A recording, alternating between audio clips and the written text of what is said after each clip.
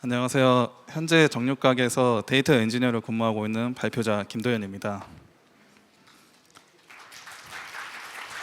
감사합니다. 이번 세션에서는 정육각에서 애저 데이터브리스 기반의 데이터 플랫폼을 어떻게 구축했고 빅쿼리에서 사용하던 데이터들을 애저 데이터브리스로 어떻게 가져와 사용하고 있는지를 소개하려고 합니다. 또한 지금은 정육각이 재작년에 인수한 친환경 유기농 전문점인 초록마을의 데이터 플랫폼도 같이 운영하고 있는데요. 이 다른 두 법인의 데이터 플랫폼을 어떻게 효율적으로 운영하고 있는지에 대해서도 소개드리겠습니다. 우선 정육각이라는 회사에 대해 간단히 소개드리겠습니다. 정육각은 D2C 푸드테크 스타트업으로 초신선을 고객에게 전달하여 꿈꾸던 식생활의 일상화를 이루기 위해 노력하고 있는 회사입니다. 이러한 목표를 위해 직접 제조부터 물류, 배송 및 이커머스까지 모든 단계를 차별화하고 IT 시스템을 내재화해서 운영하고 있습니다. 또한 내재화한 IT 시스템에서 발생한 데이터를 수집하고 분석해 데이터 기반의 의사결정으로 사용하고 있습니다. 이 아키텍처는 기존 정육각에서 사용하던 파이프라인과 데이터의 플로우를 그려본 아키텍처입니다. 우선 서비스를 위한 DB로는 파이어베이스를 사용하고 있었고 GA와 외부에서 API로 가져오고 있는 데이터들이 있습니다. 그리고 이 데이터들을 모아 빅쿼리에서 좋아하는 형태로 구성하고 있었고 가져오는 방법으로는 VM이나 클라우드 펑션 같은 것들을 사용하고 있었습니다. 그리고 아까 말씀드렸던 것처럼 빅쿼리와 스프레드시트에서 연결해서 많은 분들이 조회하고 계셨습니다. 그 다음으로는 초록마을에 대해서 또 설명드리겠습니다. 초록마을은 1999년부터 출발해 국내 1세대 친환경 및 유기농 전문 브랜드로서 전국에 약 360개의 오프라인 매장과 시즌마다는 다르지만 현재 약 2,000개 이상의 상품을 판매하고 있습니다. 또한 온라인 커머스와 오프라인 매장을 활용한 매장 배송 운영하면서 온오프라인 경험을 극대화시키고 있습니다. 그리고 현재는 풀 콜드 체인 웨어하우스 기반으로 물류 내재화를 함으로써 초록마을 물류도 효율적으로 운영하고 있습니다.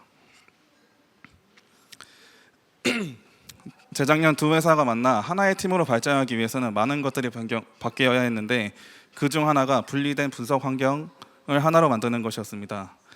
하지만 기존은 정육각과 초록마을 각각에서는 이를 위한 기술적 부재와 한계가 있었습니다. 정육각은 GCP 기반으로 파이어베이스에 특화된 데이터 아키텍처와 레거시 파이프라인이 있었고 초록마을은 데이터 팀이 별도로 존재하지 않아 흔히 말하는 정보계에서 일부 인원만 데이터를 조회하고 있었습니다. 이런 상황에서 전사적으로 도입한 애저 클라우드로 인해 새로운 데이터 플랫폼을 구축하게 되었습니다. 그런데 애저 환경은 처음이라 어떤 데이터 플랫폼을 어떻게 구축해야 될지 떠오르는 아이디어가 없어 다양한 케이스들을 보고 고민하고 있었습니다. 그러던 중 데이터브리스에서 연락이 와 POC 겸 알아보는 시간이 있었습니다. 기존에도 데이터브리스 자체에 대해서는 알고 있었는데 직접 연락도 오고 사용해 볼 수 있는 경험이 있어가지고 쉽게 접근할 수 있었습니다. 그 시간을 통해 데이터브리스 이점들을 파악하고 도입하게 되었을 때 어떻게 활용하면 좋을지에 대해서 청사진을 그릴 수 있었습니다. 실제로 데이터브리스를 도입하게 된 요소는 여러 가지가 있습니다. 우선 첫 번째로는 애저 환경에서의 데이터브리스 제품은 퍼스트 파티 제품으로 애저에서 풀 매니지드 서비스로 제공되고 데이터브리스 관련 리소스 생성 및 관리도 모두 애저 안에서 가능했으며 비용도 하나의 빌링으로 나오는 구조로 되어 있어 복잡하지 않고 편리했습니다. 두 번째로는 스파크 기반 분석 환경이 가능했고 노트북과 스파크 SQL, MLflow 등 다양한 기능이 있어 선택하는 요인 중 하나였습니다. 지금은 빅쿼리에도 노트북 기능이 있는 걸로 알고 있는데 그 전에는 별도의 콜앱에 연결해서 사용하고 있었습니다. 그 부분은 하나의 플랫폼을 이어지는 경험이라기보다는 분리되어 있다는 느낌이 들었고 그리고 관리와 확장성 면에서는 데이터브리스 쪽이 좀 더 나을 것 같다는 판단이 있었습니다. 또한 데이터 레이블 테이블과 대시보드, 페더레이션 쿼리 같은 다양한 기능들이 계속 추가되고 있고 이러한 기능들이 데이터 플랫폼을 더 확장하기에는 요긴할 것 같다고 생각이 들었습니다.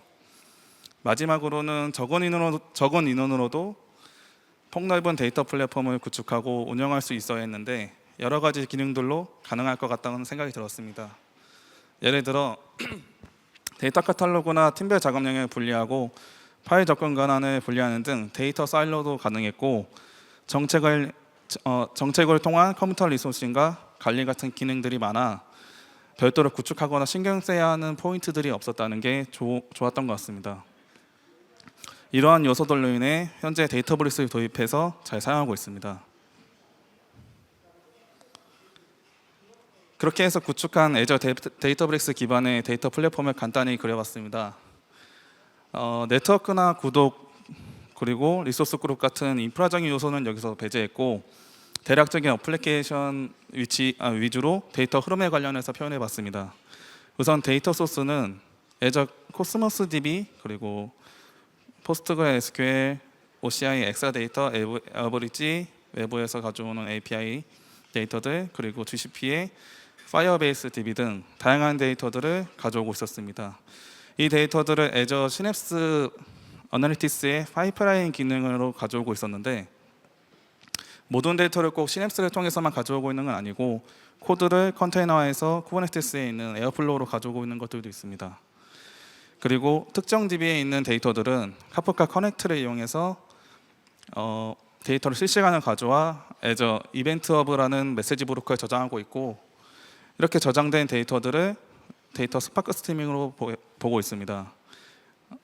1차적으로 원천에서 가져온 데이터들은 스토리지에 저장하고 데이터베이스에서 익스터널로 조회하고 있습니다. 이렇게 가져온 데이터들은 데이터베이스에서 말하는 메달리온 아키텍처에서 브론즈에 해당하는 영역으로 구성했습니다. 그 다음 브론즈 영역에 있는 테이블들을 1차로 가공해 실버 영역에 적재하고 이 데이터들을 일반 사용자들에게 조회할 수 있는 영역으로 구성했습니다. 그 다음 실버에 있는 데이터들을 가지고 골드 영역을 만들어 내부적인 인사이트를 제공하는 데 활용하고 있습니다. 이렇게 가공된 데이터들은 서비스 단으로 데이터를 서빙하거나 오픈소스인 슈퍼셋 대시보드 형태로 조회할 수 있도록 제공하고 있습니다. 데이터브릭스 내에 대시보드도 있지만 약간의 기능 차이로 현재는 슈퍼셋도 같이 구성해서 쓰고 있는 상태입니다. 다음으로는 빅쿼리 마이그레이션을 진행할 때 고민했던 부분과 현재는 어떻게 적용해서 활용하고 있는지에 대해서 말씀드리겠습니다. 빅쿼리에서는 파이어베이스 데이터 말고도 GA 데이터나 저희 같은 경우에는 스프레드시트에 연결되는 부분들이 좀 고민이 많았는데요. 그 중에서 GA 부분은 특히 연결하는 지점도 없고, 그리고 사례도 많이 없어서 이것저것 시도를 많이 해보다가 현재 구조로 오게 됐습니다. GA 쪽은 전체로 하면 대량의 데이터이기는 하지만 빅쿼리 내부적으로는 날짜별로 테이블을 생성해서 데이터를 조회할 수 있는 형태입니다. 거기서 하루치 GA 데이터만 읽어 옮기는 식으로 일단은 구성을 했습니다. 저희 같은 경우에는 이 데이터를 기반으로 실시간 분석을 하는 부분이 없었기에 이런 식으로 구성을 했고, 나중에 실시간 분석이 필요한 니즈가 있으면 이 구조와 더불어 더 확장해 나갈 생각입니다. 자세하게 말씀드리면 우선 빅쿼리 연결된 GA 테이블을 하루 날짜에 GA 데이터만 읽어서 임시 테이블로 만들고, 이 테이블을 구글 스토리지에 익스포트하는 형식으로 만들었습니다. 이 과정은 여기 보이시는 쿼리로 루틴하게 스케줄링 걸어서 만들었고, 그 후에 시냅스 파이프라인을 이용해서 스토리지에 적재하고 이 적재된 데이터를 데이터브릭스의 익스터널 테이블로 조회하는 형태로 만들었습니다.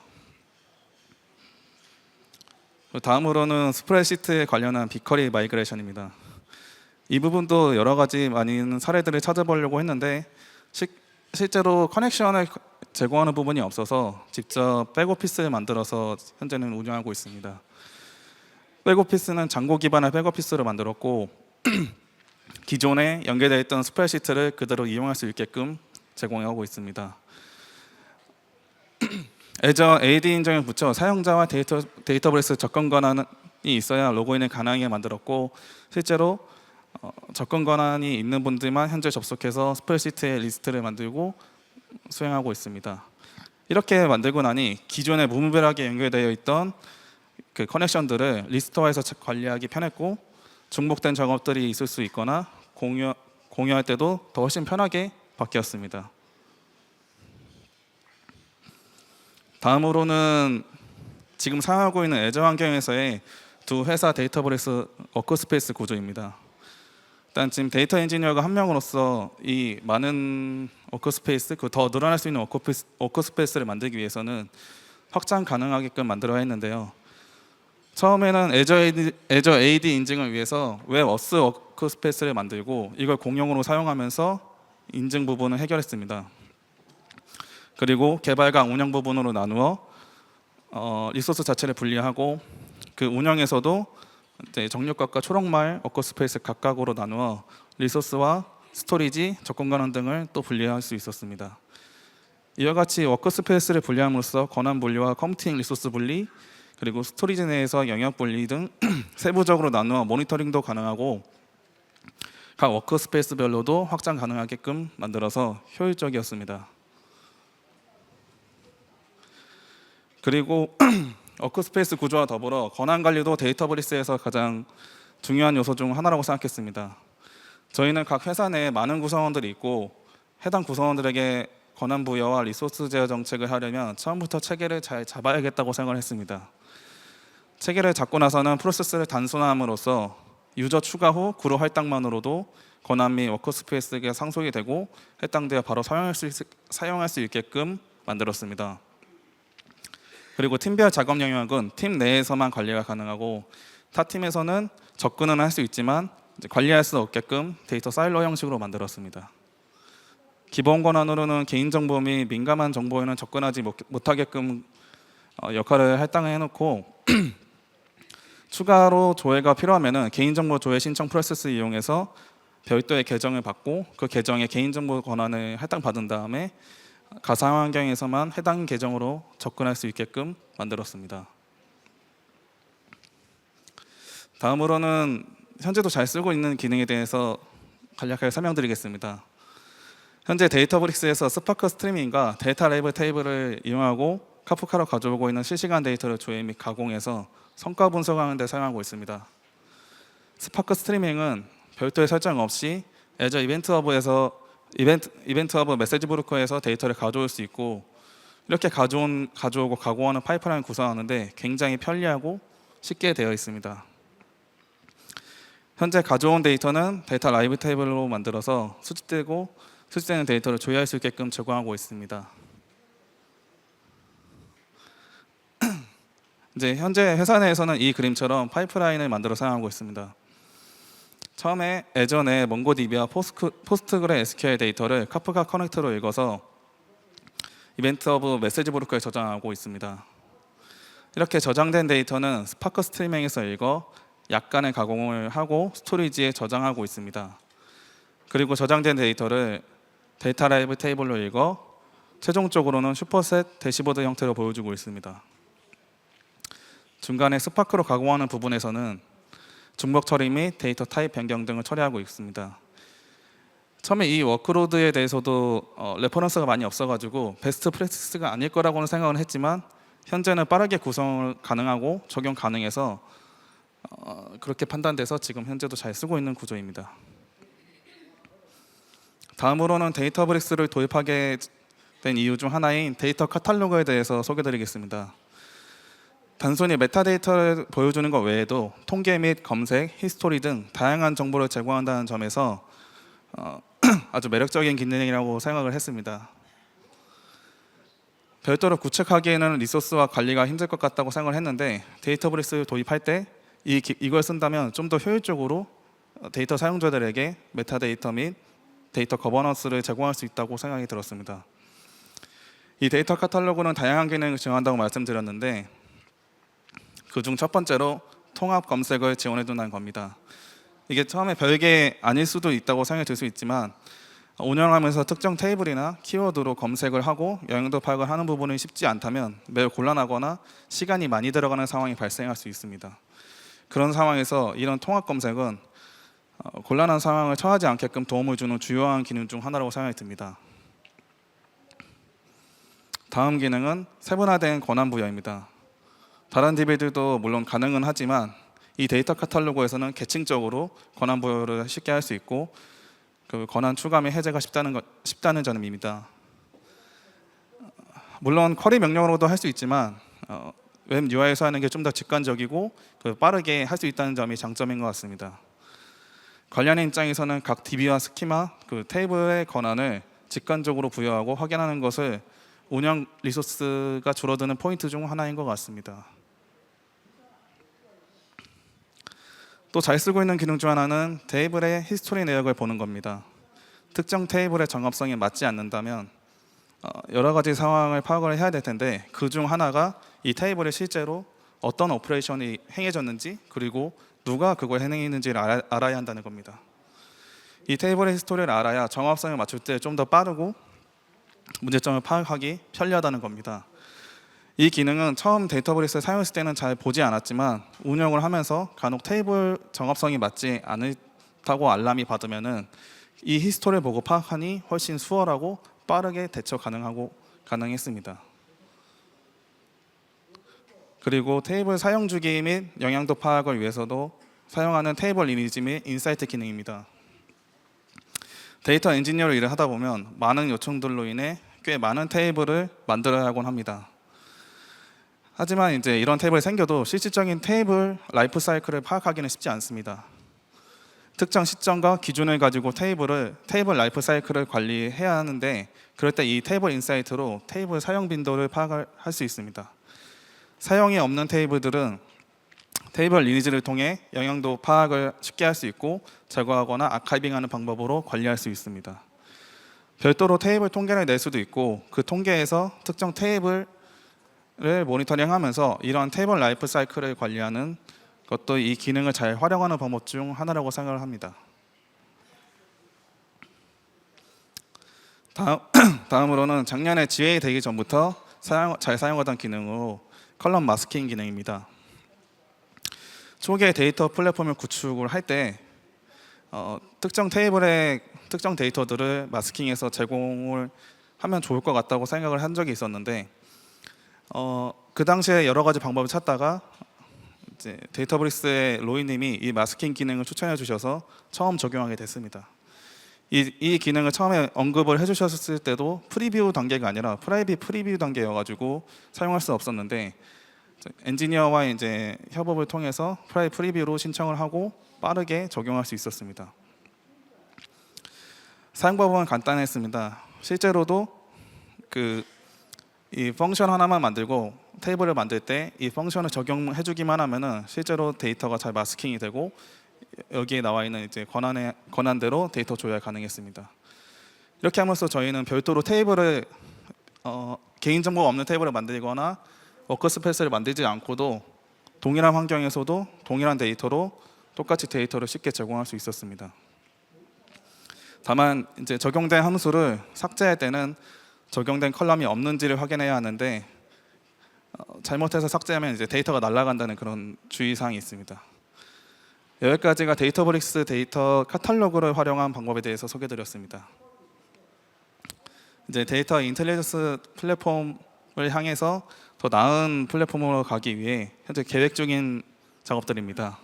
첫 번째로는 매장에 진열되어 있는 상품에 대해 수요 예측 모델을 만들고 적용하는 ML플로우 작업을 저희 데이터 사이언티스트 분과 데이터브릭스 엔지니어 그리고 매거진 클로드 엔지니어 협업하여 진행할 예정입니다. 그 다음으로는 비용 모니터링 자동화입니다. 현재도 주기적으로 특정 사용량을 보고 있거나 비용을 추적하고는 있습니다. 다만 이게 이제 자동화되어 있지 않다 보니까 비상성 작업이나 사용량이 갑자기 튀는 것들에 대해서 감지하기는 게 약간씩 느리긴 하는데 그 부분을 자동화해서 비용 최적화함으로써 좀 더 사용량을 효과적으로 만들 생각입니다. 마지막으로는 이제 데이터 플랫폼을 구축하고 운영하면서 항상 고민하는 부분인데 어떻게 하면 사용자들이 더 쉽고 편리하게 데이터 플랫폼을 사용할 수 있을까에 대해서입니다. 비개발자분들 같은 경우에는 이 데이터 플랫폼 자체가 어색하고 그리고 쿼리 자체도 낯설 수 있습니다. 그래서 저희 사내에서는 이제 내부적으로 교육도 하고 알려드리기도 하는데 그래도 처음 접하시는 분들은 어려움이 있다 보니 실제 원하는 데이터를 추출하기까지는 다소 시간이 걸리고 있습니다. 그래서 이러한 부분을 위해 특정 데이터들은 AI 기반으로 자동 생성해서 빠르고 쉽게 데이터를 조회할 수 있도록 제공할 예정입니다. 네. 여기까지가 이제 준비한 내용의 끝입니다. 감사합니다.